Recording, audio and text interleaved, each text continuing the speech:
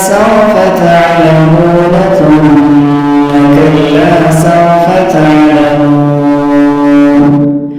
كلا لو تعلمون علم اليقين لترون الجحيم ثم لترونها عين اليقين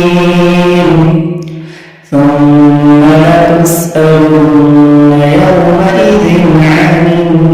النعيم بسم الله الرحمن الرحيم ألم نشرح لك صدرك ووضعنا عنك وزرك